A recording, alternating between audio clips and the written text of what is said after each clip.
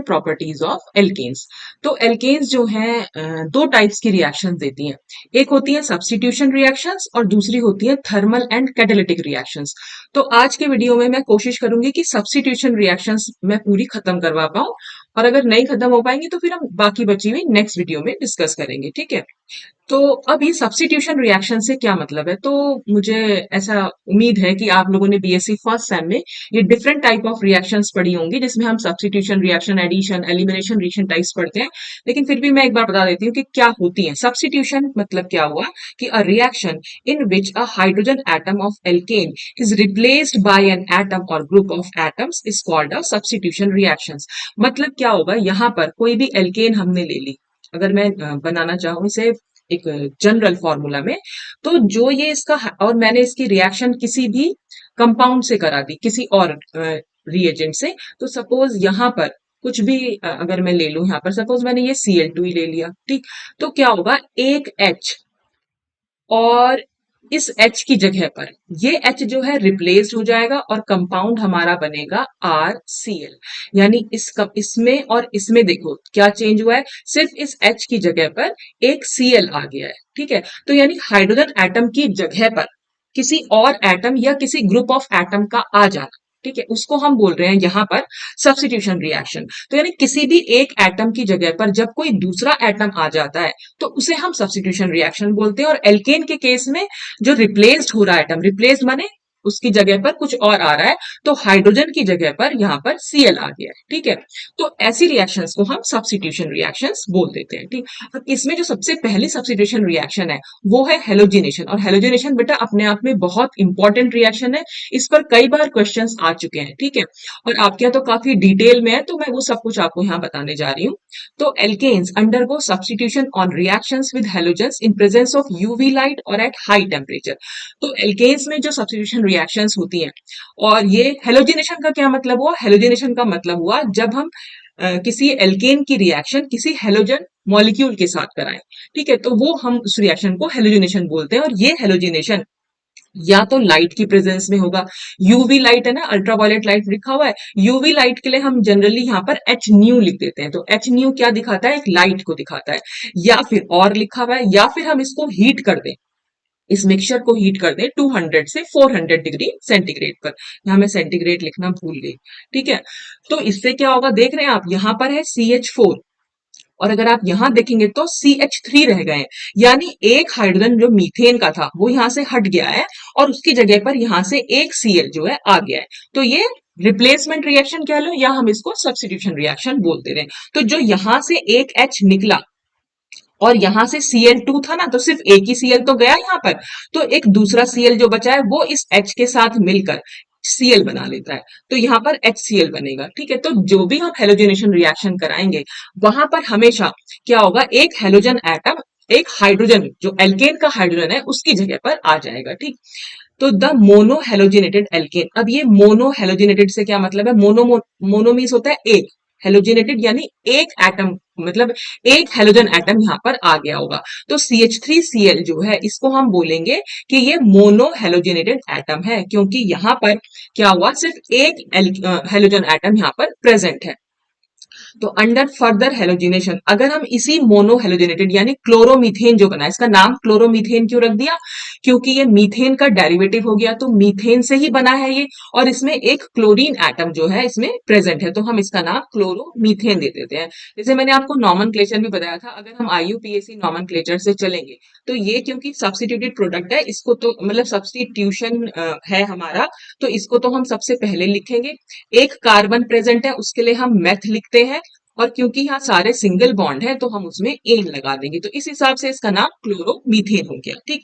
तो जब इस क्लोरोमीथेन का ना आगे भी हेलोजिनेशन हो सकता है, एंड इन ड्यू कोर्स, और उस दौरान क्या होगा, all the available hydrogens in alkane can be successively replaced by halogen. तो धीरे धीरे क्या होगा, जितनी भी मीथेन में हमारी हाइड्रोजन है वो सारी करके धीरे धीरे करके वो रिप्लेस हो जाएंगी क्लोरीन एटम से। देखो कैसे, जो हमारा ये क्लोरोमीथेन बना, हमने इसको यहाँ लिखा, उसका फिर से हेलोजिनेशन कराएंगे Cl2, तो अब क्या होगा, यहां से एक और हाइड्रोजन एटम जो है निकल जाएगा। तो जब एक हाइड्रोजन एटम यहां से निकल जाएगा तो ये CH2 बचेगा, Cl तो पहले से ही है, और उस हाइड्रोजन की जगह पर क्या आएगा, यहां से एक Cl आ जाएगा।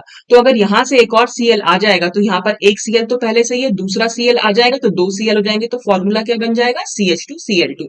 तो इसको हम बोल रहे हैं डाइक्लोरो। डाइक्लोरो क्यों बोल रहे हैं, क्योंकि क्लोरीन के यहाँ पर दो एटम्स हमने ले रखे हैं और दो के लिए हम डाई वर्ड यूज करते हैं। तो डाइक्लोरो मीथेन, तो क्योंकि एक ही कार्बन एटम चल रहा है तो जो H यहां से निकलेगा और एक Cl यहां से बचा हुआ है तो वो HCl बना लेगा। ठीक, फिर ये डाइक्लोरोमीथेन जो हमारा बन गया, इसका फर्दर हेलोजिनेशन होगा। अब क्या होगा, यहां से फिर एक और H एटम निकलेगा, तो जब यहां से एक H निकलेगा तो यहाँ पर खाली CH बचेगा। ठीक है, और यहां से एक क्लोरीन एटम जो है उस H की जगह पर आ जाएगा। तो यहाँ पर ऑलरेडी दो Cl तो है, एक Cl यहां से आ जाएगा तो Cl3 हो जाएगा। तो ये CHCl3, जिसको हम क्लोरोफॉर्म भी बोल देते हैं। तो ये ट्राई क्लोरोमीथेन यहाँ पर बन गया, और एक H और एक Cl तो हमेशा HCl बनाना ही है। फिर ये CHCl3, अब इसमें फिर से Cl, तो ये जो बचा हुआ H है ये भी निकल जाएगा, और यहां से एक Cl जब यहाँ ऐड होगा तो ये CCl4 हो जाएगा। अब आप देख रहे हैं CCl4 में कहीं पर भी कोई हाइड्रोजन नहीं बची है। तो जब कोई हाइड्रोजन नहीं बची है तो अब इसका फर्दर हेलोजनेशन नहीं हो सकता। तो इसका मतलब जब तक हमारे एल्केन में हाइड्रोजन रहेगी उसका हेलोजनेशन फर्दर हो सकता है। ठीक है, तो फाइनली हमारा क्या बना, टेट्राक्लोरोमीथेन। टेट्रा क्योंकि यहाँ पर चार कार्बन है, तो सॉरी चार क्लोरीन एटम है, तो टेट्राक्लोरो और मीथेन हो गया। तो इस तरह से हम ये हेलोजनेशन को दिखा सकते हैं। तो हेलोजनेशन का मतलब वो हमारी एल्केन के साथ किसी भी हेलोजन मॉलिक्यूल की रिएक्शन थी, और in the presence of UV light, या फिर उसको हम हीट करें तो।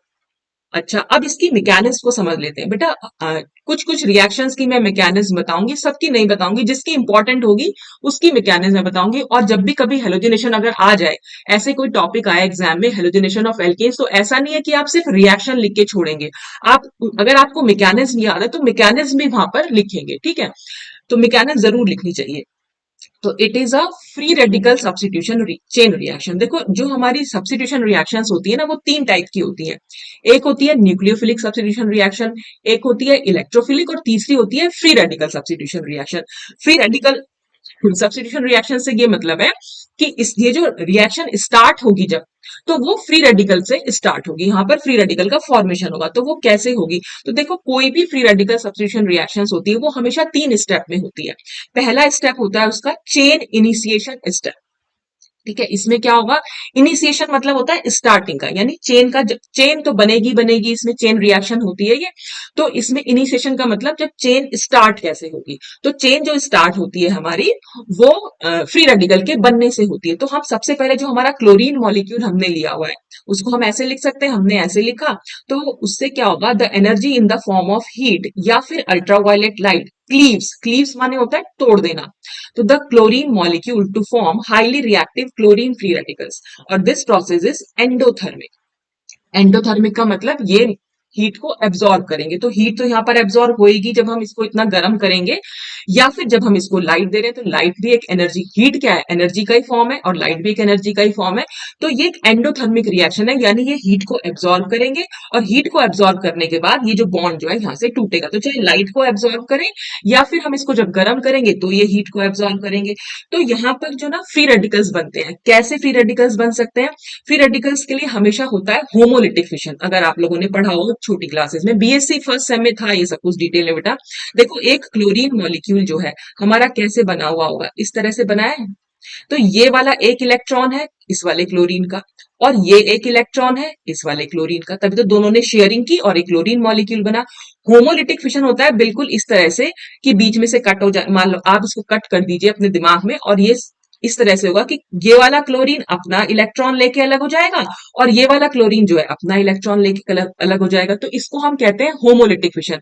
जब दोनों ही एटम सेम इलेक्ट्रोनेगेटिविटी के होंगे तो मैक्सिमम टाइम होमोलिटिक फिशन होता है, और होमोलिटिक फिशन से हमेशा फ्री रेडिकल्स बनते हैं। तो देखो, Cl के पास मैंने एक डॉट बना रखा है, उसका अपना इलेक्ट्रॉन, और इस Cl के पास भी अपना एक इलेक्ट्रॉन है। तो ये इसको हम बोलते हैं फ्री रेडिकल्स, यानी ऐसी स्पीशीज जिनके पास एक अनपेयर्ड इलेक्ट्रॉन होता है उसको हम बोल देते हैं फ्री रेडिकल। देखो, अगर मैंने यहाँ क्लोरीन बनाया था जब इस तरह से, तो क्लोरीन के पास आउटर मोस्ट ऑर्बिट में 7 इलेक्ट्रॉन होते हैं, ये तो आपको पता ही होगा। तो यहां पर मैंने वो 7 इलेक्ट्रॉन दिखा दिए।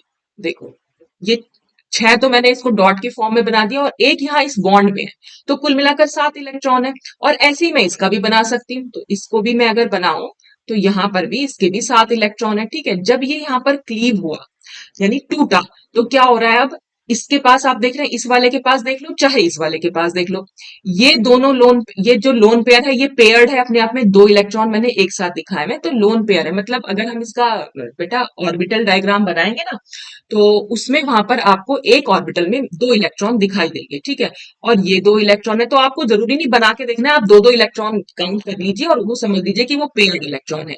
ये दोनों इलेक्ट्रॉन पेयर्ड है, तो सारे इलेक्ट्रॉन्स तो पेयर्ड है, लेकिन जो ये बॉन्ड में था इलेक्ट्रॉन इन्वॉल्व, ये वाला जो है अनपेयर्ड है, क्योंकि ये अकेला इलेक्ट्रॉन है, इसके साथ कोई और इलेक्ट्रॉन नहीं है। यहाँ पर जब मैंने दिखाया ना, ये पीला रंग से जो दिखा रखा है, ये अकेला इलेक्ट्रॉन है, और इसके साथ बाकी सारे इलेक्ट्रॉन जब हम दिखाएंगे तो वो पेयर्ड दिखाएंगे। तो ये अनपेयर्ड इलेक्ट्रॉन जब किसी स्पीशीज पर प्रेजेंट होता है, तो ऐसी स्पीशीज को हम फ्री रेडिकल बोल देते हैं। तो इस तरह से यहाँ पर क्लोरीन फ्री रेडिकल यहाँ पर बनता है। और क्लोरीन फ्री रेडिकल मतलब क्लोरीन क्या, कोई भी फ्री रेडिकल लाइट की प्रेजेंस में या हीट की प्रेजेंस में बन जाता है। ठीक, तो ये तो हो गया, हमारी चेन जो है अब स्टार्ट हो गई, ये स्टार्टिंग थी मॉलिक्यूल की। चेन आगे कैसे बढ़ेगी, जो आगे बढ़ना होता है उसको हम कहते हैं प्रोपोगेशन स्टेप। तो इसमें क्या होता है, ये जो हमारा क्लोरीन फ्री रेडिकल बना, अब ये हाईली रिएक्टिव है, ये बहुत जल्दी से रिएक्ट करना चाहेगा। क्यों रिएक्ट करेगा, क्योंकि इसके पास अनपेयर्ड इलेक्ट्रॉन है और इसे जल्दी से एक और इलेक्ट्रॉन चाहिएगा ताकि ये पेयरिंग खत्म कर सके। या आप इसको ऐसे भी समझ सकते हैं कि इस पर तो हमारे कुल 7 ही इलेक्ट्रॉन है, तो ये जल्दी से अपने पास 8 इलेक्ट्रॉन तो करना ही चाहेगा, क्योंकि हर स्पीशीज अपना ऑक्टेट रूल तो फॉलो करेगी करेगी। तो 8 करने के लिए ये जल्दी से रिएक्ट करना चाहेगा, इसलिए ये हाईली रिएक्टिव है। और जो चीज जितनी ज्यादा रिएक्टिव होती है वो उतनी अनस्टेबल भी होती है, तो ये अनस्टेबल भी है, तो इसको स्टेबिलिटी चाहिए। अब वो स्टेबिलिटी के लिए क्या करेगा, वो हमारे मीथेन पर अटैक करेगा। मीथेन को मैं इस तरह से लिख रखा है आपके समझने के लिए कि CH3 ऐसे लिख दिया और उससे एक H को मैंने यहां बना के लिख दिया। ठीक है, तो ये CH4 हो गया ओवरऑल। तो यहां पर भी होमोलिटिक फिशन होगा। ठीक है, और जब यहां पर होमोलिटिक फिशन हुआ है, तो क्या होगा, इसका भी अपना एक इलेक्ट्रॉन है, हाइड्रोजन का भी, और इस CH3 जो है इसका भी अब अपना एक इलेक्ट्रॉन है। तो ये H जो है अपना एक इलेक्ट्रॉन के साथ इस Cl के साथ जो एक इलेक्ट्रॉन है उसके साथ कंबाइन कर जाएगा और यहां पर HCl बन जाएगा। ठीक है, और जो यहां पर CH3 का अपना एक इलेक्ट्रॉन है, वो अपना ये जो है इलेक्ट्रॉन लेके अलग हो जाएगा। तो यानी यहां पर हमारे पास अब क्या बना, मिथाइल फ्री रेडिकल। CH3 को हम मिथाइल बोलते हैं, ये मैं अपने प्रीवियस वीडियोस में समझा चुकी हूं। तो ये मिथाइल फ्री रेडिकल यहां पर बन जाएगा। अब ये मिथाइल फ्री रेडिकल क्या करेगा, क्योंकि ये भी बहुत हाईली रिएक्टिव है। ठीक है, जो भी रेडिकल्स होंगे वो तो सब हाईली रिएक्टिव होंगे, क्योंकि उनको अपना जो एक इलेक्ट्रॉन चाहिएगा ही चाहिएगा। ठीक है, तो ये क्या करेगा, दूसरे क्लोरीन, क्योंकि क्लोरीन मॉलिक्यूल तो बहुत सारे हैं, ऐसा नहीं कि मैंने यहाँ पर अगर रिएक्शन दिखा दी CH4 प्लस Cl2 की, तो हमने खाली एक ही मॉलिक्यूल ले रखा है। यहाँ पर हम 1 मोल लेते हैं, और 1 मोल में तो आपको पता ही है 6.02 मल्टीप्लाई बाय 10⁻23 मॉलिक्यूल्स होते हैं। तो इतने सारे मॉलिक्यूल्स होंगे CH4 के भी और बहुत सारे मॉलिक्यूल्स होंगे Cl2 के भी। ठीक है, तो अब ये मिथाइल फ्री रेडिकल क्या करेगा, इस क्लोरीन मॉलिक्यूल पर अटैक करेगा, और वो अटैक भी ऐसे ही होगा कि यहां पर हमने इसको होमोलिटिक फिशन से दिखा दिया, इसका भी अपना एक रेडिकल बने, मतलब, और ये भी क्लोरीन फ्री रेडिकल में टूटेंगे दोनों से, जैसे पहले ऊपर टूटे हैं। तो CH3 के पास एक डॉट है, ये मैंने CH3 का एक डॉट बना दिया। ठीक है, और हमारा Cl भी जो टूटा है वो भी अपना एक डॉट लेके आया, यानी एक इलेक्ट्रॉन लेके, तो ये दोनों आपस में कंबाइन कर जाएंगे। जब ये दोनों आपस में कंबाइन करेंगे तो CH3 Cl बचेगा, और यहां से एक Cl डॉट हमारा एज इट इज बच जाएगा। ठीक, अब ये था हमारा, शुरू में देखा हमने स्टेप फर्स्ट और स्टेप 2 और स्टेप थर्ड जो है ये हमारे प्रोपोगेशन स्टेप में चलते रहते हैं। तो अब क्या हुआ, another chlorine free radical is form in this step and the step is exothermic. क्या है, हीट रिलीज होगी। एंडोथर्मिक में हीट एब्जॉर्ब होती है, इसमें हीट जो है वो रिलीज होती है, तो ये स्टेप हमारा एक्सोथर्मिक होता है। दस, an important feature of the mechanism is that the chlorine free radical consumed in the first step is replaced by another free radical in the second step. इसका मतलब क्या, देखो चेन कैसे बनती है। फर्स्ट स्टेप में आपने देखा, एक बार मैं इसको जरा सबको इरेज कर देती हूँ बेटा, फिर आप समझ पाएंगे इसको। देखो फर्स्ट स्टेप में हमारा क्लोरीन फ्री रेडिकल प्रोड्यूस हो रहा था, लेकिन सेकेंड स्टेप में ये यूज हो रहा था। ठीक है, कंज्यूम करना मतलब ये यूज हो रहा है। अब आप देख रहे हैं फाइनली हमारा जब बनाया प्रोडक्ट, उसमें कहीं क्लोरीन फ्री रेडिकल नहीं बना है। ठीक है, फिर क्या हो, तो ये जो बिहेवियर होता है, इस टाइप का behaviour is typical of a chain process. तो ये चेन बन जाती है, मतलब ये जो हमारे स्टेप्स हैं ये बार बार रिपीट होते रहते हैं, ठीक है। ये CH3 फिर से इस क्लोरीन मॉलिक्यूल पर अटैक करेगा, फिर से क्लोरीन फ्री रेडिकल बनेगा। जैसे ही ये क्लोरीन फ्री रेडिकल बनेगा, फिर से सेकंड स्टेप होगा, ठीक है। क्लोरीन फ्री रेडिकल एक दूसरे मॉलिक्यूल पर मीथेन के अटैक करेगा और फिर से मिथाइल फ्री रेडिकल बनाएगा। मिथाइल फ्री रेडिकल फिर से एक दूसरे क्लोरीन मॉलिक्यूल पर अटैक करेगा। तो इसका मतलब स्टेप 2 और स्टेप 3 जो है लगातार चलते चले जाते हैं। तो ये लगातार चलते चले जा रहे हैं, इसी को हम चेन प्रोसेस बोल देते हैं। तो this free radical can attack yet another methane molecule दस कंटिन्यूइंग द प्रोसेस। वही मैंने आपको बताया कि स्टेप 2 और स्टेप 3 बार बार हमारे जो है, एक बार हमारा फ्री रेडिकल बन गया, हमने स्टेप 1 बस एक ही बार यूज किया, हमारा जब एक बार फ्री रेडिकल बन जाता है उसके बाद बहुत सारे मॉलिक्यूल्स पर ये रिएक्शन होती रहती है, मीथेन के मॉलिक्यूल पर हो या बाद में फिर क्लोरीन का मॉलिक्यूल हो। देखो स्टेप सेकंड में क्लोरीन फ्री रेडिकल मीथेन पर अटैक कर रहा है, स्टेप थर्ड में मीथेन जो है क्लोरीन पर अटैक कर रहा है। तो बार बार इन इतने सारे मॉलिक्यूल मीथेन के और इतने सारे मॉलिक्यूल Cl के हैं, तो हमारे पास हमें चाहिए था सिर्फ Cl का एक रेडिकल, उस एक रेडिकल से कितनी पूरी रिएक्शन हमारी स्टार्ट हो जाती है। तो इसी को हम चेन प्रोसेस बोलते हैं, जब स्टेप 2 और स्टेप 3 लगातार जो है होते रहते हैं। यहां पर क्लोरीन रेडिकल प्रोड्यूस होता रहेगा और स्टेप सेकंड में जो है ये कंज्यूम होता रहेगा, ठीक। तो अब क्या होगा, जब ये लगातार चलती चली जाएगी तो भाई रिएक्शन को कभी तो खत्म करना ही पड़ेगा। तो जब रिएक्शन को खत्म करना होता है उसी को हम कहते हैं टर्मिनेशन स्टेप, ठीक है। टर्मिनेट मतलब रिएक्शन का बंद हो जाना। तो इसमें क्या करता है, जितने भी फ्री रेडिकल्स हैं अगर हम उसको आपस में कंबाइन करा दें तो हमारे जो है वो मॉलिक्यूल्स बन जाएंगे। भाई जितने भी फ्री रेडिकल्स थे, Cl डॉट था, दोनों को आपस में कंबाइन करा के हमने क्लोरीन मॉलिक्यूल बना दिया। CH3 डॉट था, दोनों को आपस में मिलाया तो हमारा इथेन बन गया। फिर CH3 डॉट को हम Cl डॉट से भी मिला सकते हैं तो मिथाइल क्लोराइड बन गया। तो जब फ्री रेडिकल बचेंगे नहीं, देखो रिएक्शन में हो क्या रहा था, फ्री रेडिकल तो रिएक्शन को इनिशिएट कर रहे थे, शुरुआत तो फ्री रेडिकल से ही हुई थी, फ्री रेडिकल फर्स्ट स्टेप में बने और उसके बाद लगातार जो है ये रिएक्शन शुरू हो गई, ठीक है। और हर स्टेप में यहाँ पर मिथाइल फ्री रेडिकल बन रहा है, यहाँ पर क्लोरीन फ्री रेडिकल बन रहा है। तो भाई अगर ये बनते चले जाएंगे तो रिएक्शन तो सालों साल चलती चली जाएगी, लेकिन हमें क्या रिएक्शन को बंद तो करना ही पड़ेगा। तो अगर ये फ्री रेडिकल ही नहीं बचेंगे तो रिएक्शन हो ही नहीं पाएगी। देखो स्टेप सेकंड और स्टेप थर्ड हो ही नहीं पाएगा, तो बस इसलिए हम रिएक्शन को यहाँ पर बंद कर देते हैं। तो the halogen free radical generated in step third can also abstract hydrogen atom from the methyl chloride formed in that step and lead to the formation of a new substituted alkyl radical। तो देखो एक reaction तो ये हो गई कि हमारा methyl chloride बन रहा है, लेकिन भाई ऐसा भी तो हो सकता है, हमने क्या दिखाया कि ये क्लोरीन फ्री रेडिकल ने इस मीथेन के इस हाइड्रोजन एटम को एब्स्ट्रैक्ट किया। यही तो दिखा रहे हैं हम कि ये यहाँ पर, इसको आप ऐसे भी दिखा सकते हैं कि ये इस पर अटैक कर रहा है, ठीक है। तो ये इन दोनों ने ये मतलब रिएक्शन करके HCl बनाया और हमारे पास मिथाइल फ्री रेडिकल जो है हमें दे दिया। लेकिन ऐसा भी तो हो सकता है कि जो हमारा ये क्लोरीन रेडिकल बना, हमारे जो ये जो ये कह रहे हैं ना कि halogen free radical generated in step third, यानी ये वाला जो क्लोरीन रेडिकल बना, हम सेकंड स्टेप को ही तो बार बार दिखा रहे हैं कि सेकंड स्टेप बार बार हो रहा है। लेकिन ऐसा भी तो हो सकता है कि जो ये क्लोरीन फ्री रेडिकल है, जो ये हमारा CH3Cl बना है, इसी पर अटैक कर दे और इसका H निकाल ले, ये भी तो हो सकता है, ठीक है। तो यहाँ पर वही पॉसिबिलिटी यहाँ दिखा रखी है कि जो ये क्लोरीन फ्री रेडिकल है जो इसके साथ बना था CH3Cl, उस पर अटैक करा। तो CH3Cl को मैंने इस तरह से लिख दिया कि यहाँ पर CH2 और एक H मैंने बाहर, ताकि इसको मैं दिखा सकूं कि फ्री रेडिकल यहाँ पर कैसे बन रहा है। तो ये यहाँ पर फिर से टूटेगा, हाइड्रोजन अपना फ्री रेडिकल लेके और ये CH2Cl अपना फ्री रेडिकल लेके यहाँ से अलग हो जाएंगे। फ्री रेडिकल से मतलब अपना इलेक्ट्रॉन लेके, सॉरी बेटा, है।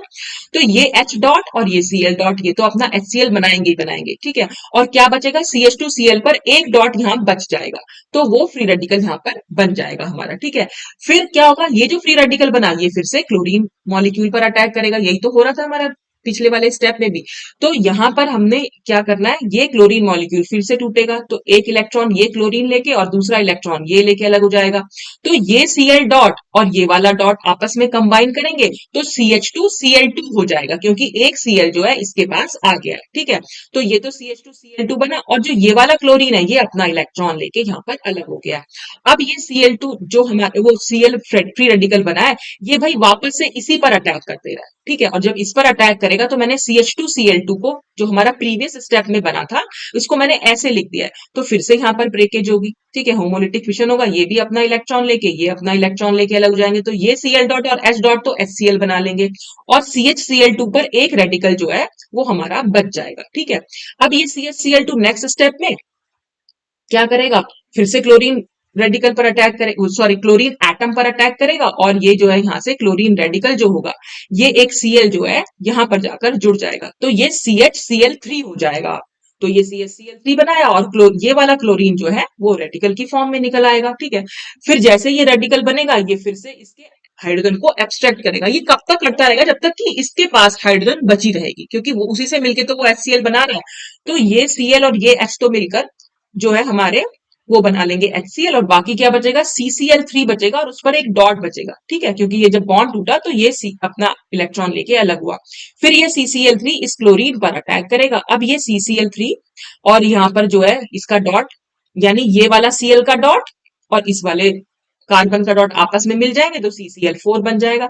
फिर से हमारा ये रेडिकल जो है बच जाएगा, और बस ये रिएक्शन अब यहां पर CCl4 पर ये अटैक नहीं कर सकता, तो अब ये रिएक्शन टर्मिनेट हो सकती है कि हमारे जो Cl डॉट जितने भी बचेंगे उनको हम टर्मिनेशन स्टेप के थ्रू जो है खत्म कर सकते हैं। तो दोनों फ्री रेडिकल मिलके यहाँ पर क्लोरीन मॉलिक्यूल बना सकते हैं। तो पॉसिबिलिटी है कि मिथाइल क्लोराइड तो बनेगा ही बनेगा, लेकिन ये सारे प्रोडक्ट्स भी हमारे वहां पर बन जाते हैं।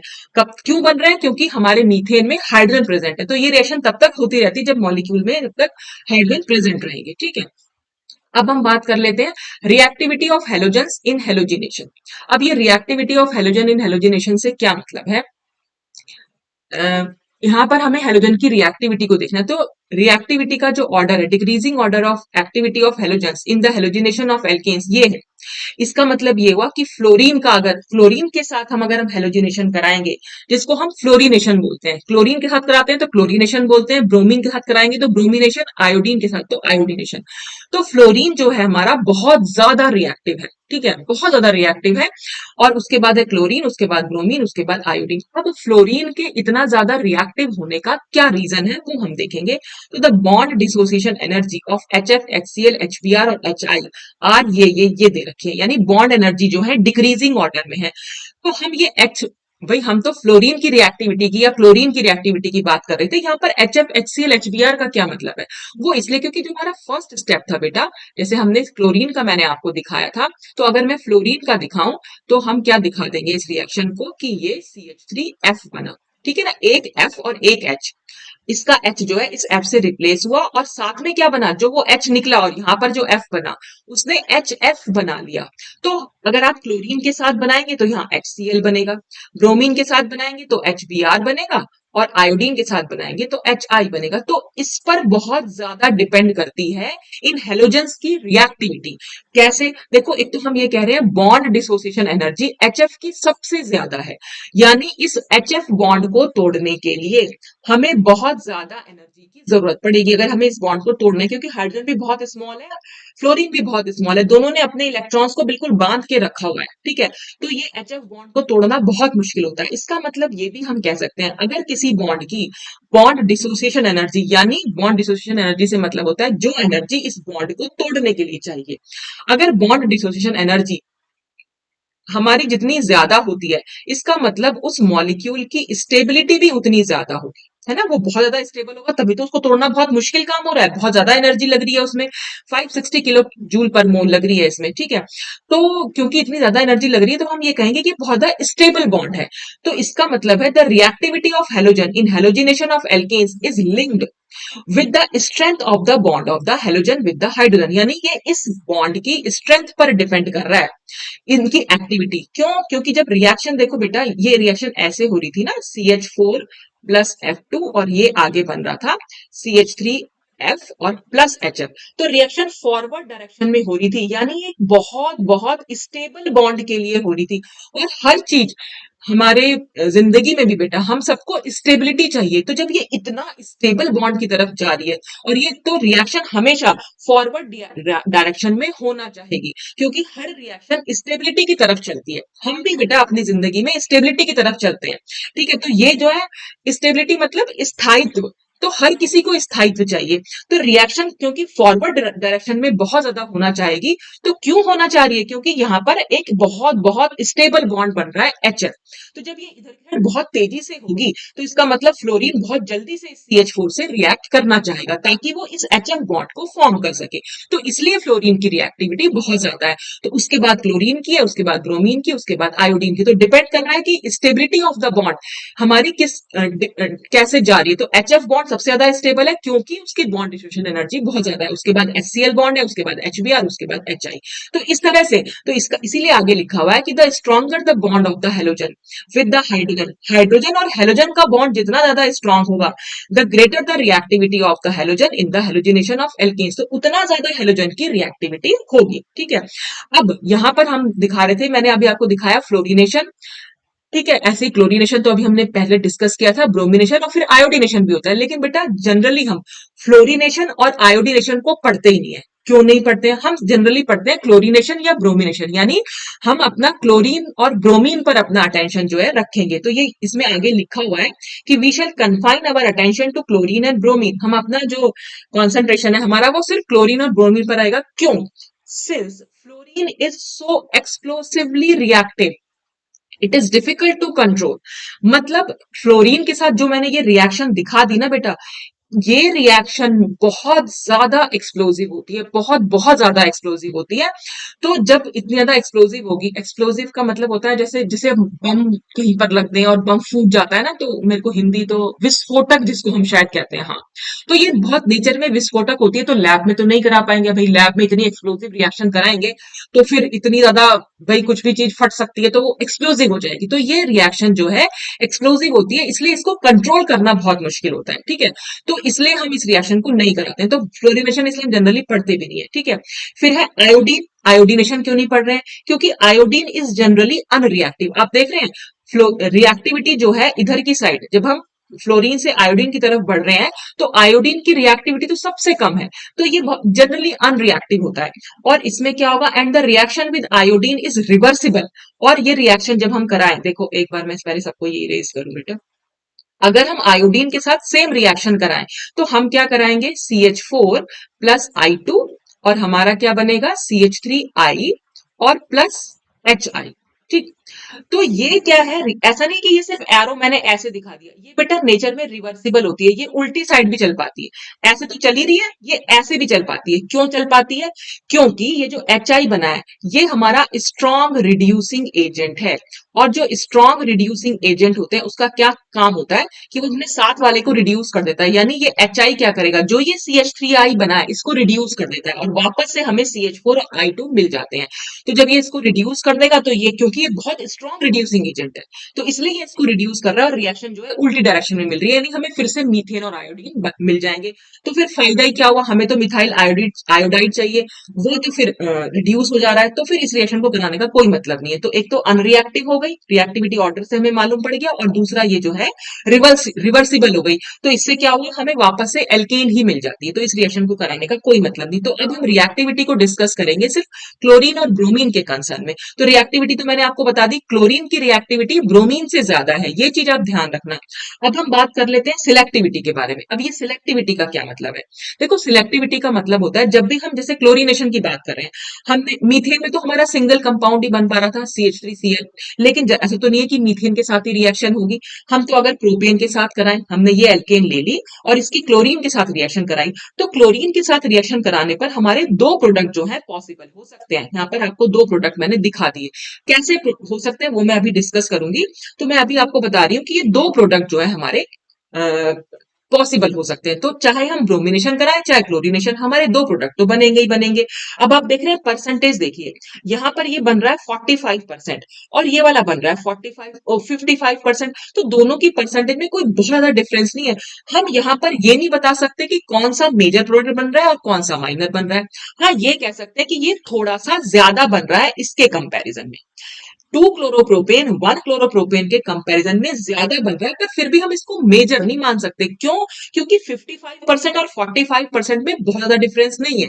तो जब एक प्रोडक्ट बिल्कुल मेजर फॉर्म में बने तो वो होती है सिलेक्टिविटी। ठीक है, कि हमने एक जो भी रिएजेंट हमने यूज किया उसने एक मेजर प्रोडक्ट बना दिया, तो उसने सिलेक्ट कर लिया उस पर्टिकुलर प्रोडक्ट को, तो वो होती है हमारी सिलेक्टिविटी। ठीक, तो ये जो क्लोरीन की रिएक्शन है ये हमारी बहुत ज्यादा सिलेक्टिव रिएक्शन नहीं कहलाएगी। क्यों? क्योंकि इसमें दोनों प्रोडक्ट का जो अमाउंट है वो बहुत ज्यादा डिफरेंस वाला नहीं है। तो एक हमारा प्रिंसिपल होता है रिएक्टिविटी और सिलेक्टिविटी प्रिंसिपल। तो ये प्रिंसिपल क्या कहता है, the greater the reactivity of a species, किसी स्पीशीज की रिएक्टिविटी जितनी ज्यादा होगी, laser will be it's selectivity, उसकी सिलेक्टिविटी उतनी कम होगी।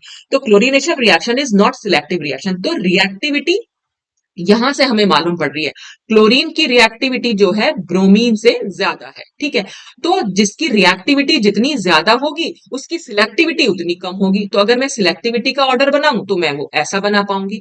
तो ये हमारा रिएक्टिविटी का ऑर्डर बना और ये हमारा सिलेक्टिविटी का ऑर्डर बना। तो जो, क्योंकि क्लोरीन बहुत ज्यादा रिएक्टिव है इसलिए वो बहुत लेस सिलेक्टिव है। ठीक है, और ब्रोमीन हमारा कम रिएक्टिव है इसलिए वो मोर सिलेक्टिव है। अभी देखेंगे हम कि कैसे वो मोर सिलेक्टिव है।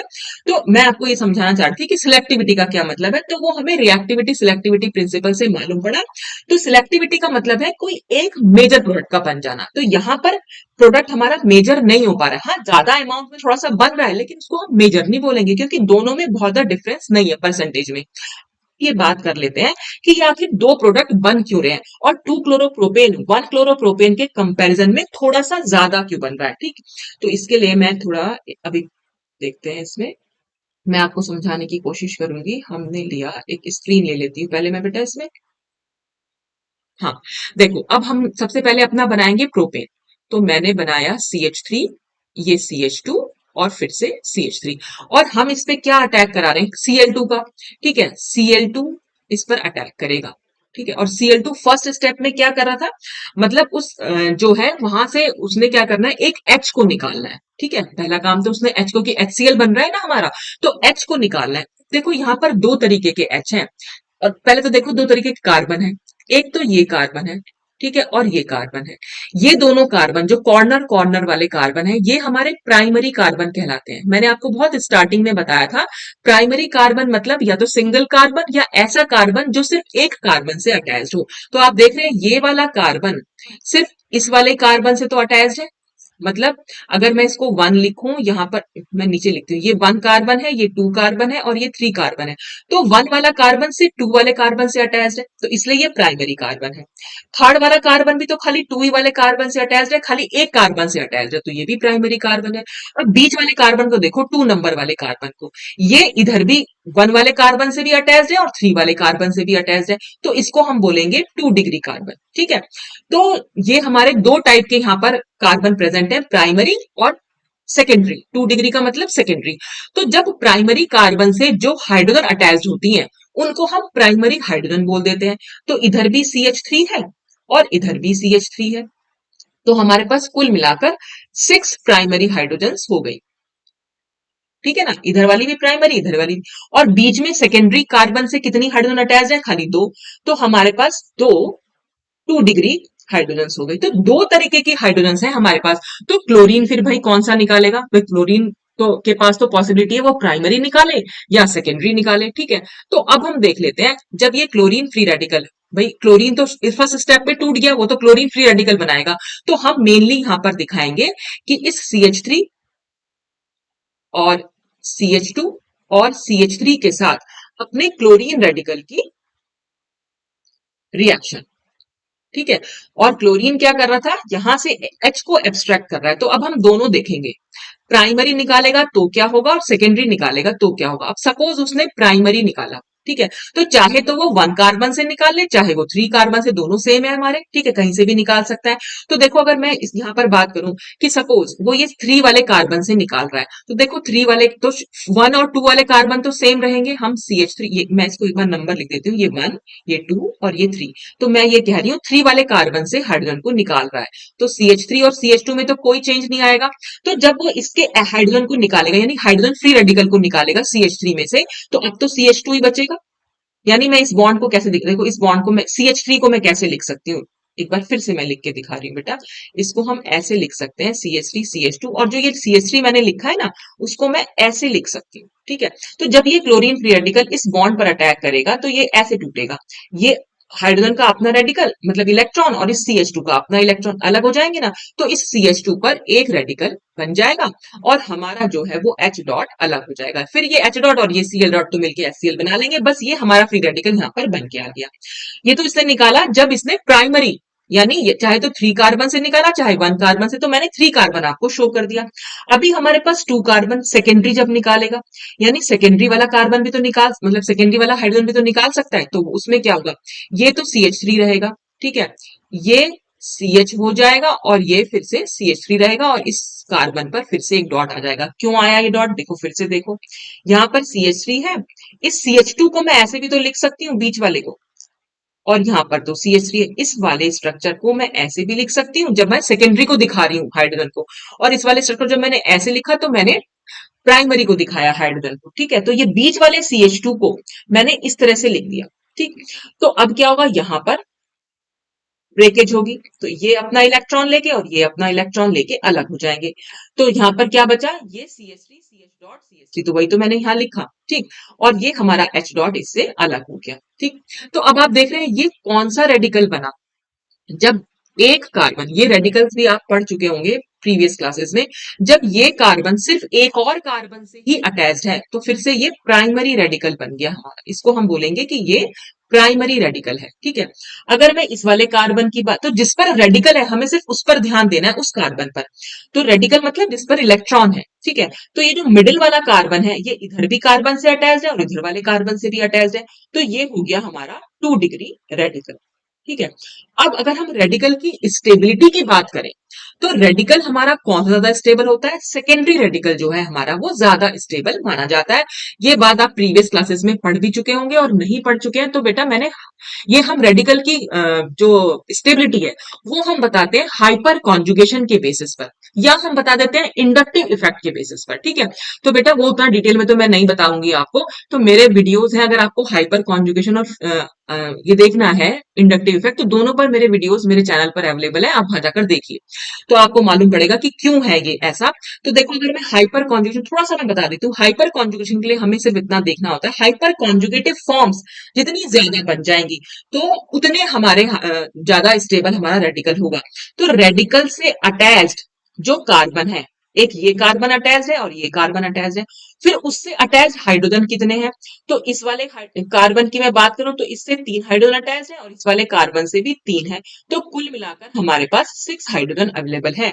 तो यानी हम कहेंगे यहाँ पर 6 अल्फा हाइड्रोजन, इनको हम अल्फा हाइड्रोजन बोल देते हैं, क्योंकि रेडिकल से अटैच पहला कार्बन अल्फा होगा और अल्फा से अटैच हमारा अल्फा हाइड्रोजन।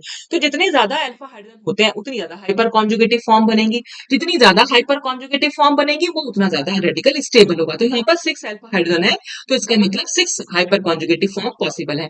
अब आप ऊपर आ जाइए, ऊपर से अल्फा कार्बन कौन सा होगा, पहला वाला ही तो अल्फा होगा, दूसरा वाला तो बीटा हो जाएगा, ठीक है। अब इस अल्फा कार्बन से कितने हाइड्रोजन अटैच हैं, 2 दिखाई दे रहे हैं, तो इसका मतलब यहाँ पर 2 अल्फा हाइड्रोजन है, तो खाली 2 ही हाइपर कॉन्जुगेटिव फॉर्म बन पाएंगी, तो 6 के कंपेरिजन में 2 तो कम है, तो इसलिए ये लेस स्टेबल होगा हमारा, और सेकेंडरी रेडिकल जो है हमारा हाईली स्टेबल होगा। तो जो चीज जितना ज्यादा स्टेबल होगी, फर्दर जो रिएक्शन होगी, इसके आगे भी तो रिएक्शन होनी है अभी, क्योंकि आगे वाली रिएक्शन में क्या होगा, आगे वाली रिएक्शन में Cl डॉट को जुड़ना होगा, ठीक है। ये Cl डॉट जो है इस वाले यहां पर अटैक करेगा CH डॉट पर, जो अभी यहाँ पर तो एक ही Cl डॉट आया, अभी तो एक और Cl डॉट भी बचा है, तो वो Cl डॉट इस पर अटैक करेगा और इस पर अटैक करके यहाँ पर क्या हमारा प्रोडक्ट बना लेगा। मैं इस सेकेंडरी रेडिकल को मैं दोबारा से यहाँ बना देती हूँ, ये CH है, इस पर एक इलेक्ट्रॉन है और ये CH3 है, एक Cl डॉट और आया है क्योंकि उसे जुड़ना है इसके साथ, तो क्या ये दोनों बॉन्ड बना सकते हैं। जब ये बॉन्ड बना लेंगे तो ये हमारी कौन सी क्लोरोप्रोपेन बन गई, 2 क्लोरोप्रोपेन बन गई। तो क्योंकि बनेगा तो दोनों ही, बस ये थोड़ा ज्यादा अमाउंट में क्यों बन रहा है, क्योंकि ये ज्यादा स्टेबल रेडिकल, जो जितना ज्यादा स्टेबल रेडिकल होता है फर्दर रिएक्शन उसके साथ बहुत जल्दी हो जाती है, बहुत ज्यादा अमाउंट में होना चाहती है स्टेबिलिटी के साथ, है ना। तो इसलिए सेकेंड सेकेंड क्लोरोप्रोपेन 2 क्लोरोप्रोपेन हमारा थोड़ा सा ज्यादा अमाउंट में बन रहा है, जबकि इससे क्या सा बनेगा हमारा, इससे क्या बनेगा, इससे बनेगा CH3 CH2, और CH2 का एक डॉट है यहाँ, और यहां पर मैं एक Cl का डॉट बना देती हूँ, ठीक है। ये डॉट मैंने ऊपर बेकार बनाया, यही बना दो इसको, तो ये दोनों मिल जाएंगे, तो ये हमारा 1 क्लोरोप्रोपेन बन गई। तो प्राइमरी रेडिकल से हमारी 1 क्लोरोप्रोपेन बन रही है और सेकेंडरी रेडिकल से हमारी 2 क्लोरोप्रोपेन बन रही है। तो क्योंकि 2 क्लोरोप्रोपेन ज्यादा स्टेबल रेडिकल से बन रही है, बस इसीलिए उसकी जो है परसेंटेज थोड़ी सी ज्यादा बन रही है, ठीक है। तो बस इसको मैं जो है बस मैंने आपको ये बताने की कोशिश करी कि यहाँ पर हम क्या कर रहे हैं, कि ये जो हमारा ज्यादा अमाउंट हम दिखा रहे थे ना 2 क्लोरोप्रोपेन का, ये क्यों हो रहा है, बस ये मैंने आपको यहाँ पर समझाने की कोशिश करी थी। ठीक है, तो अब हम ये अभी और भी देखते हैं इसकी रिएक्शंस को। देखो, यहाँ पर अगर हम ब्यूटेन ले लें तो ब्यूटेन में क्या है, ब्यूटेन में ये भी प्राइमरी है, ये भी प्राइमरी है, और ये दोनों हमारे सेकेंडरी है हाइड्रोजन्स। ठीक है, तो इसके पास प्राइमरी हाइड्रोजन्स कितनी हो गई, 6। आप देख रहे हैं ये भी प्राइमरी हाइड्रोजन है, ये भी प्राइमरी हाइड्रोजन है, ये दोनों सेकेंडरी है, ये सेकेंडरी है और ये भी सेकेंडरी। सेकेंडरी कुल मिलाकर कितनी हो गई, 4 हाइड्रोजन है। ठीक है, तो इसके पास भी फिर वही वही बन रहा है कि 1 क्लोरोब्यूटेन थोड़ा सा कम अमाउंट में बन रहा है और 2 क्लोरोब्यूटेन जो है थोड़ा सा ज्यादा अमाउंट में बन रहा है, क्योंकि ये सेकेंडरी वाला से बन रहा है, सेकेंडरी रेडिकल से। भाई सेकेंडरी रेडिकल ये तो बन रहा होगा यहाँ पर, तभी तो Cl डॉट आया होगा इससे जुड़ने के लिए। ठीक है, 2 मिथाइल प्रोपेन देख लें। ठीक, तो यहां पर अगर हम देखें, यहां पर भी वही है। यहां पर कितने टाइप की हाइड्रोजन आपको दिख रही है, देखो ये वाली हाइड्रोजन प्राइमरी हो गई, क्योंकि ये एक कार्बन से जुड़ी हुई है, मतलब प्राइमरी कार्बन से जुड़ी हुई है, इसलिए ये प्राइमरी हाइड्रोजन है। ये भी प्राइमरी हाइड्रोजन है, ये भी प्राइमरी हाइड्रोजन है। कुल मिलाकर अगर आप देखें तो यहाँ पर 9 प्राइमरी हाइड्रोजन है। ठीक है, और ये वाली कौन सी हाइड्रोजन है, तो पहले इस कार्बन को देखो, ये कार्बन ऊपर वाले कार्बन से, साइड वाले कार्बन से और इस वाले कार्बन से जुड़ा हुआ है, यानी ये 3 कार्बन से अटैच्ड है। इसका मतलब ये टर्शरी कार्बन है, और टर्शरी कार्बन से जुड़ी हुई हाइड्रोजन हमारी टर्शरी हाइड्रोजन कहलाती है। तो यहाँ पर एक जो है वो टर्शरी हाइड्रोजन है। ठीक, और तो टर्शरी हाइड्रोजन तो टर्शरी, यहाँ पर क्या देखो, यहाँ पर क्या हो रहा होगा, ये टर्शरी फ्री रेडिकल बना हुआ होगा। यहाँ पर ये टर्शरी फ्री रेडिकल बना होगा, क्योंकि अगर यहां से हम एक H को निकाल देंगे, एक H ही तो निकल रहा था जो मैंने अभी आपको समझाया, उसमें H ही तो निकाल रहे हैं, तो H निकालकर जब ये C और H के बीच का बॉन्ड टूटेगा तो H अपना रेडिकल लेके लेके और कार्बन अपना रेडिकल लेके अलग हो जाएंगे। तो यहाँ पर ये जो हमारा इतना बनेगा ये टर्शरी रेडिकल, और इससे हमारी क्लोरीन रेडिकल अटैक अटैक करेगा और यहाँ पर एक बॉन्ड बन जाएगा। तो यहाँ पर आप देख रहे हैं यहाँ पर अमाउंट 36% है, और जबकि यहाँ ये प्राइमरी से जब ये अटैच हो रहा है, यहाँ पर प्राइमरी से अटैच हुआ ना, ये वाले कार्बन से, इस वाले कार्बन से हमने Cl को अटैच किया, ये 64, ये इसके कंपैरिजन में इतना ज्यादा बन रहा है। तो अब ऐसा क्या हो रहा है, तो क्लोरीन के केस में ना आप बहुत इजीली बता, ये परसेंटेज बता सकते हो बहुत इजीली, इसके लिए फॉर्मूला होता है। सिर्फ क्लोरीन के केस में आप ऐसा कर सकते हो, क्योंकि यहाँ पर जो परसेंटेज है बहुत अलग अलग आ रही है, कहीं पर कुछ आ रही है, कहीं पर कुछ आ रही है। ठीक है, लेकिन परसेंटेज में आप देख रहे हैं यहाँ पर 28% है, ये 72% है, तो 28% को भी आप नेग्लेक्ट नहीं कर सकते हैं। आप ये नहीं कह सकते कि ये मेजर ही बना होगा, क्योंकि ये 28% भी बहुत अच्छा अमाउंट है। ऐसे ही 36% को 64 के कंपैरिजन में नेग्लेक्ट नहीं करेंगे। तो मैं ये सिर्फ ये बताना चाह रही हूँ कि क्लोरीन के साथ जो रिएक्शन है वो बहुत ज्यादा सिलेक्टिव नहीं होती है, लेकिन हाँ ये परसेंटेज अगर आपको कैलकुलेट करनी हो तो आप बहुत इजीली यहाँ पर बता सकते हो, वो मैं आपको भी फॉर्मूला बता दूंगी। So the ratio of products that we obtain from chlorination reactions are not identical with what we would expect if all hydrogen atoms of the alkane were equally reactive। देखो इसका क्या मतलब है, अगर मैं यहाँ पर 28% बना है और ये दूसरा 72% बना है, ठीक है, अगर मैं इसकी बेटा परसेंटेज निकालू, तो एक तरह से रेशो अगर निकालू तो ये क्या होगा, 2:3 का रेशो तो बन रहा है। ठीक है, तो इसका मतलब प्राइमरी वाला प्रोडक्ट जो है, जो प्राइमरी हाइड्रोजन निकलने के बाद से बन रहा था, प्राइमरी वाला जो है हमारा 2 के रेशो में है, और जो ये हमारा बन रहा था सेकेंडरी वाला रेशो, ठीक है, सेकेंडरी वाला हमारा 3 का रेशो आ रहा है।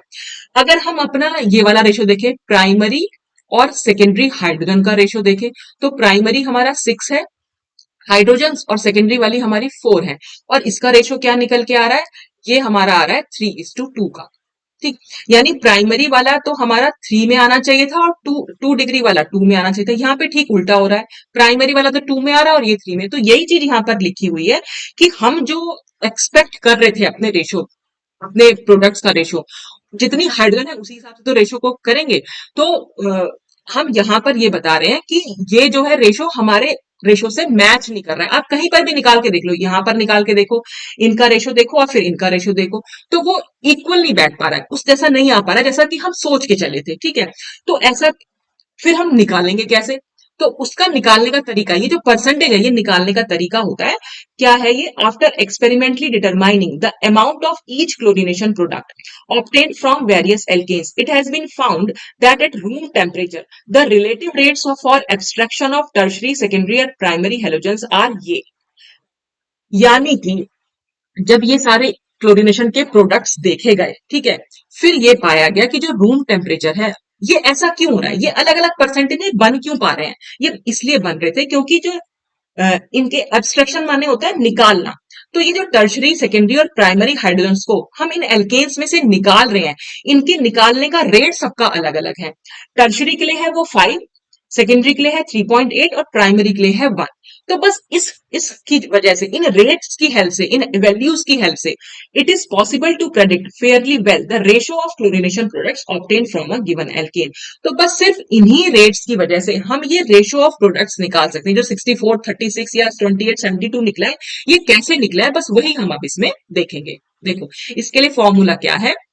इसके लिए फॉर्मूला होता है ये कि ये फॉर्मूला है परसेंटेज ईल्ड का। परसेंट ईल्ड का कैसे निकाले? ईल्ड मतलब जो हमारा प्रोडक्ट आया है उसकी कितनी मात्रा आई है, बस वो ईल्ड होती है, ठीक है। उसका फॉर्मूला होता है relative amount divided by sum of relative amount multiply by 100। अब ये रिलेटिव अमाउंट किसका? रिलेटिव अमाउंट हमारा जो निकालेंगे हम, जैसे क्लोरोब्यूटेन के लिए हमें निकालना है अगर हमें रिलेटिव अमाउंट, तो हम सबसे पहले ये देखेंगे number of hydrogen present on primary carbon. ठीक है, हम किसका एग्जाम्पल ले रहे हैं यहाँ पर? एन ब्यूटेन का, यानी नॉर्मल ब्यूटेन जो थी हमारी। नॉर्मल ब्यूटेन क्या है हमारी? CH3, CH2, CH2 और CH3। तो जैसा कि मैंने आपको बताया, ये हमारे प्राइमरी हाइड्रोजन्स और यहाँ पर है हमारे सेकेंडरी हाइड्रोजन्स। तो प्राइमरी हाइड्रोजन्स का नंबर कितना है? 6 और सेकेंडरी हाइड्रोजन्स का नंबर कितना है? 4। तो हम निकाल रहे हैं रिलेटिव अमाउंट ऑफ 1 क्लोरोब्यूटेन। तो रिलेटिव अमाउंट ऑफ 1 क्लोरोब्यूटेन के लिए हमें क्या देखना है यहाँ पर? Number of hydrogen present on primary carbon, फिर मल्टीप्लाई करना है उसकी रिएक्टिविटी से। ठीक है, रिएक्टिविटी अभी अभी हमने देखी थी, 5 थी टर्शरी के लिए और 3.8 थी सेकेंडरी के लिए और प्राइमरी के लिए थी 1। ठीक है, ये हमारी टर्शरी के लिए थी, ये सेकेंडरी के लिए और ये प्राइमरी के लिए।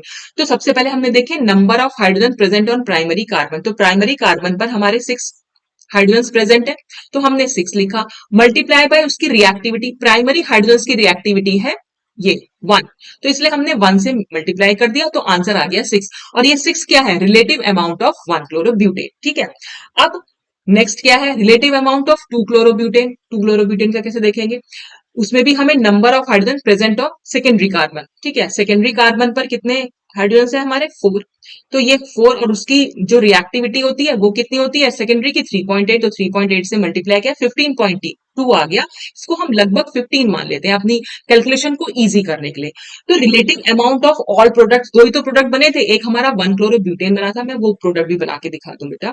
जैसे मैंने प्रोडक्ट जो बनाया था, अगर हम प्राइमरी पर अटैक करके दिखा रहे हैं तो हम इसको कैसे लिखेंगे? CH2 और ये भी CH2 हो जाएगा और ये Cl।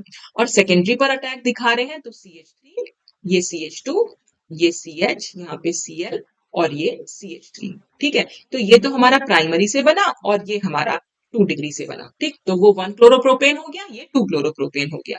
तो 1 क्लोरोप्रोपेन के लिए हमने देखा सिर्फ प्राइमरी हाइड्रोजन्स के नंबर और उसकी रिएक्टिविटी को मल्टीप्लाई किया तो उससे रिलेटिव अमाउंट हमारा निकल के आ गया। और ऐसे ही हमने 2 क्लोरोब्यूटेन का किया, फिर दोनों का सम कर लिया, सम आ गया ये। तो अब हमें ये फॉर्मूले में रखना है, रिलेटिव अमाउंट रखना है किसका? अगर हम 1 क्लोरोब्यूटेन की ईल्ड निकाल रहे हैं तो यहाँ पर 1 क्लोरोब्यूटेन का रिलेटिव अमाउंट, यानी ये जो 6 हमारा निकल के आया ये रखेंगे, डिवाइड करेंगे सम ऑफ रिलेटिव अमाउंट। सम क्या था? ये निकल के आया था दोनों प्रोडक्ट का सम, 6/21 मल्टीप्लाई बाय 100। आंसर आ जाएगा लगभग लगभग 28%। और 2 क्लोरोब्यूटेन का देखेंगे तो 2 क्लोरोब्यूटेन के लिए पहले रिलेटिव अमाउंट हमारा क्या निकला? हमने लगभग इसको 15 मान लिया, तो 15 डिवाइडेड बाय 21 और मल्टीप्लाई बाय 100, तो ये हमारा लगभग 71% आया।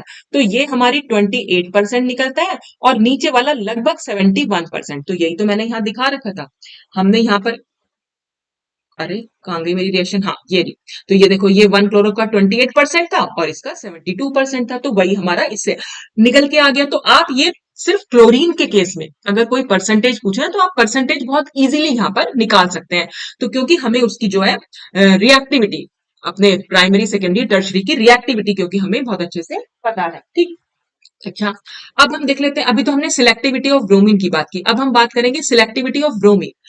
क्लोरीन की बात की थी, अब हम सिलेक्टिविटी ऑफ ब्रोमीन देखेंगे। तो ब्रोमीन, अभी हमने बताया था मैंने आपको कि क्लोरीन ज्यादा रिएक्टिव है, ठीक है, तो इसलिए क्लोरीन कम सिलेक्टिव होगा।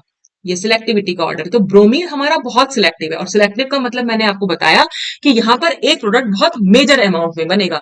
तो यहाँ पर यही लिखा है कि bromine is less reactive towards alkene than chlorine, hence bromine is more selective in the site of attack when it does react. तो देखो कैसे मोर सिलेक्टिव मैं बता रही हूँ। देखो प्रोपेन पर फिर से रिएक्शन हो रही है, यहाँ पर 1 ब्रोमोप्रोपेन बन रहा है क्योंकि अब हम ब्रोमीन ले रहे हैं, और 2 ब्रोमोप्रोपेन बन रहा है। परसेंटेज देखिए आप, 97% और ये खाली 3%। तो 97 के कंपैरिजन में 3 तो बहुत ही नेग्लिजिबल है। तो इसलिए हम कहेंगे यहाँ पर ये मेजर प्रोडक्ट बन के आ रहा है। क्लोरीन के केस में हम ये नहीं कह पा रहे थे, वहां पर दोनों प्रोडक्ट लगभग लगभग ऐसा नहीं था कि दूसरे को बिल्कुल ही नेग्लेक्ट कर दे। तो इसलिए मेजर तो नहीं कहते, हाँ ज्यादा अमाउंट में जरूर बन रहा था, पर हम उसको मेजर नहीं कह सकते, ठीक है। जैसे दूसरा देख लो, ब्यूटेन के केस में क्या है, 1 ब्रोमो तो खाली 2% ही बन रहा है, 2 ब्रोमो ब्यूटेन को देख लो 98% बन के आ रहा है। ऐसे 2 मिथाइल प्रोपेन में देख लो, ये खाली 1% ही बन रहा है, और जबकि यहां पर ये 99% बन रहा है। तो 90% से अगर 98, 99, 97 है, ये तो बहुत ज्यादा परसेंटेज है। तो ये सारे प्रोडक्ट्स हमारे जो बने हैं, जो हमारे सेकेंडरी रेडिकल से बन रहे हैं, या यहाँ पर टर्शरी से भी बन रही है, टर्शरी से बना होगा, ये सेकेंडरी से बना होगा। तो ये सारे रेडिकल्स जो है, हम वो ये सारे जो प्रोडक्ट्स हैं, वो बहुत ज्यादा अमाउंट में बन रहे हैं, इसलिए ये मेजर प्रोडक्ट है। और इसीलिए हम कह रहे हैं कि ब्रोमीन की जो सिलेक्टिविटी है वो बहुत ज्यादा है, ठीक है। तो इस तरह से हम सिलेक्टिविटी और रिएक्टिविटी को कर सकते हैं डिस्कस। और क्योंकि आपके सिलेबस में बेटा रिएक्टिविटी और सिलेक्टिविटी ऑफ हेलोजेंस अलग दे रखी है, तो इसलिए मैंने वो टॉपिक आपको यहाँ समझा दिया। तो अगर खाली हेलोजिनेशन आता है रिएक्शन में कि तो आपको रिएक्टिविटी बताने की जरूरत नहीं है, लेकिन तब आपको यहां तक लिखना है हेलोजिनेशन क्या होता है। आपने फर्स्ट देखो, यहां से आपने शुरू किया, हेलोजिनेशन क्या होता है ये आपने बता दिया, फिर आप बताएंगे इसकी मैकेनिज्म, ठीक है, पूरी मैकेनिज्म बता दी, बस यहां पर हेलोजनेशन खत्म हो गया। उसके बाद कोई अलग से टॉपिक अगर वो पूछ रहे हैं कि reactivity of halogen in halogenation, तब आपको ये पूरा रिएक्टिविटी आप पूरी सी यहाँ डिस्कस कर सकते हैं। सिलेक्टिविटी पूछे तो सिलेक्टिविटी को आप डिस्कस कर सकते हैं, ठीक है। तो वो आपके टाइम के ऊपर है कि आप किस हिसाब से उसको डिस्कस करेंगे। तो आज सब्स्टिट्यूशन रिएक्शंस में हेलोजिनेशन है आपके यहाँ, फिर मैं इसमें कराऊंगी नाइट्रेशन और